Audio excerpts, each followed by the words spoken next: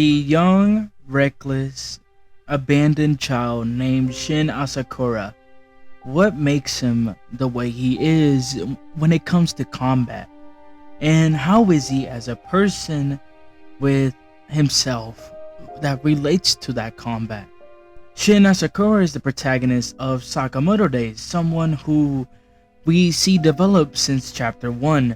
While he's not the strongest, he's not the fastest, he's not necessarily the smartest, he has a special ability in which helps him with combat. And that ability is one that is very complex and one that I will be explaining on here. But before I do that, I would appreciate if you guys like and subscribe for more anime, manga, and general fictional content. And with that, I hope y'all enjoy. Shin Asakura was abandoned when he was born, as he was left to the lab and left alone by his father. He was betrayed for multiple different reasons, but we learn later on it was to protect his son from any harm that happens to his life. This of course made him have a new family with the people in the lab, and they honestly were like a parental figure to him. Specifically, Dr. Asakura, as he was the one who had brought him in and have teach him since he was very little, teaching him about life and taking care of Shin until, of course, the age of 9. Why did Shin leave at this age? Well, he drank a mysterious potion that gave him his abilities. These abilities at first were just to be clairvoyance, as he believed it was just being able to read minds and understand that things are coming quicker to him than any normal person. After all, he can read people's minds. Of course, this worked very early on, as these weaker assassins were very planned out in their attacks. Anytime they fought, they always thought of what they were going to do next. And so Shin was able to defeat these guys pretty easily because they were able to say what they were going to do before they do it. Shin, in comparison to other omniscients, is not very good in comparison, as he has a limit of 20 meters. You see, if you're not in his meter zone, he won't be able to see where you are or hear where you are. So he would be easily affected by snipers. This was a clear weakness he had very early on in the series, especially versus Heisuke, a fight that Sakamoto took on head on because Shin was not prepared for the moment. Specifically though, Shin had a form of clairvoyance in which he could see what the people are thinking. For example, when he first met Sakamoto and Sakamoto took out the gang that Shin was a part of and how he found out about, she questioned Sakamoto, and when they explained the situation, she threatened him about divorcing.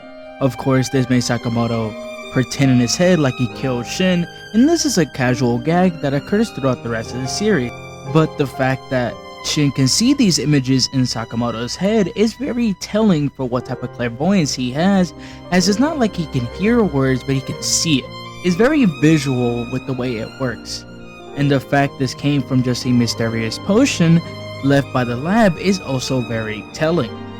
You see, normally people wouldn't leave a place they call home unless something happens, and so after taking the potion, the people in the lab were afraid of Shin, which is why he left at 9. But this is the bare bones abilities of Shin's powers: 20 meter radius, and he can see what you are thinking about. He can see the moves if you're thinking about the moves you're gonna do, so he can easily counter them, and he would be someone special during that time because he's able to see before you even do anything.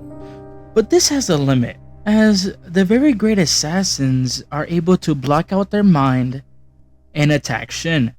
This meant Shin had to evolve not only as a fighter, but in his abilities as well. You see, for most of the story, this has blocked them off from doing anything special. He has been stuck in his abilities, but has grown as a fighter. His skills have leveled up every single arc, and he's slowly catching up to Sakamoto. Of course, Sakamoto's prime is nowhere to be touched, but the Sakamoto that we see now, Shin is slowly catching up to, and his potential is much higher than most. You see, he's a character that continues to evolve throughout every single arc. Even Lu got stuck after a certain point to become more of a worker instead of a martial artist that can help. And there are multiple other characters that have continued to show but haven't evolved as much as Shin has. Even Uzuki, the main villain, has evolved only because of traumatic events and never has evolved his own skills particularly. You see, this recent arc we see a huge upgrade in Shin's ability. He had a fight against a man named Tenkyu. Tenkyu was a man that was out of his mind and was doing the things he needed to do in order to gain back Uzuki and be friends with him. You see, Shin in this arc has been trying to be friends with Tenkyu, making him understand that not everything has to revolve around his old friend that abandoned him, and that he can join him and Sakamoto in the future to fight against Uzuki. Unfortunately for Tenkyu, he didn't really understand this thought process and just believed that him and Uzuki were just having a small fight and they'll be friends anyways. Of course, for them to be friends, Tenkyu has to do something for Uzuki, and that's killing the Sakamoto name. Killing Aoi, killing Hana, and then killing Sakamoto. Once he does all those three, he wins and he can be friends with Uzuki. Of course, because he said that he wanted to kill Hana and Aoi, Shin always viewed them as a mother figure and a sister figure, which is why he got pissed and the two decided to fight. This fight was not close. Tenkyu was going to win this fight by a landslide. Well, mostly. You see, Shin was able to land some blows because of the technique he learned from Sakamoto and the rest of the crew throughout his training, especially Kandaka, who's been training him in martial arts.